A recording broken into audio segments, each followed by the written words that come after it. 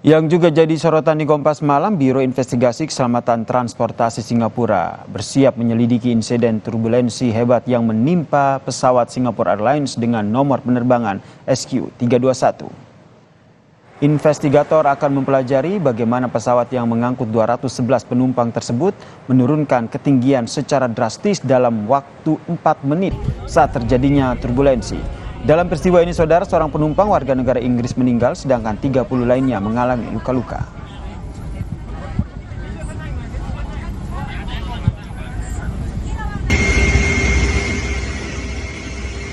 CEO Singapore Airlines turut berbelasungkawa, saudara, atas insiden yang menimpa maskapainya. Singapore Airlines pun berkomitmen akan terbuka pada proses investigasi dan mendukung langkah otoritas terkait dalam menginvestigasi penyebab turbulensi hebat yang terjadi pada Selasa kemarin.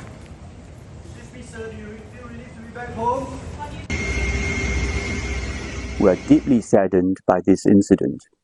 It has resulted in one confirmed fatality and multiple injuries.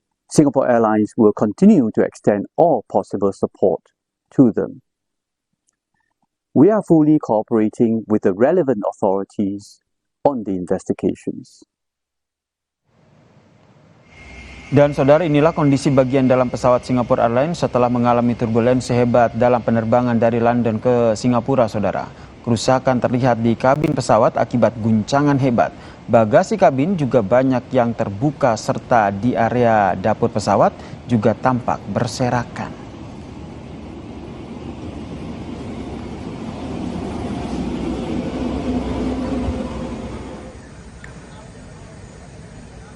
Seorang penumpang Singapore Airlines yang terluka menceritakan bagaimana suasana yang mencekam saat pesawat mengalami turbulensi hebat. Banyak penumpang yang terbentur karena tidak sempat menggunakan sabuk pengaman. Akibat peristiwa ini banyak penumpang yang trauma. I'm in a lot of pain, and it was quite scary, but yeah, I don't think I'll be flying again for a while. Like one huge loud noise, things were coming through the ceiling, water everywhere, people crying. Yeah, it wasn't a fun. Kesorotan lain, saudara, Menko Bidang Kemaritiman dan Investasi Luhut Binsar Panjaitan menyebut ada pertemuan antara Presiden terpilih Prabowo Subianto dan CEO SpaceX Elon Musk di sela-sela rangkaian agenda World Water Forum ke-10 di Bali. Luhut mengatakan keduanya berbincang banyak hal tentang berbagai hal, saudara. Dan menurutnya Elon tampak senang dengan pertemuan tersebut. Luhut juga menyebut bahwa momen pertemuan itu sangat baik mengingat Presiden Joko Widodo telah memperkenalkan Prabowo Subianto sebagai presiden penerusnya di hadapan tamu undangan World Water Forum pada Senin lalu. Pak Prabowo sudah bertemu juga dengan Elon Musk dan juga bicara banyak, dan saya dengar Elon Musk juga waktu cerita sama saya sangat senang dengan pertemuannya dengan Pak Prabowo, ya, jadi bagus semua.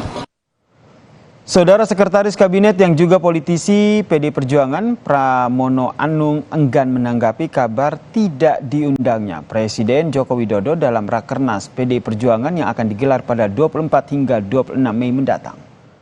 Hal ini disampaikan oleh Pramono Anung di Istana Kepresidenan pada Rabu pagi. Selanjutnya, Pramono pun meminta agar kabar tidak diundangnya Joko Widodo dalam Rakernas PDIP ini langsung ditanyakan ke DPP PDI Perjuangan. Rakernas itu gimana? Nah, itu urusan tanya ke DPP sana. Yuk. Tapi sebenarnya diundang nggak sih, Mas? Ayo aku jalan. Mau Ya. TPA. Kemarin Yuk, kan Pak Jokowi bilang harus tanya ke PDIP. Gimana, Mas? Sudah. Kasih ya, Mas. Selepas jeda di Kompas Malam, saudara, kami hadirkan informasi. Puluhan ribu orang bergabung di Teheran dalam prosesi pemakaman Presiden Iran Ebrahim Raisi yang tewas dalam kecelakaan helikopter di Azerbaijan Timur.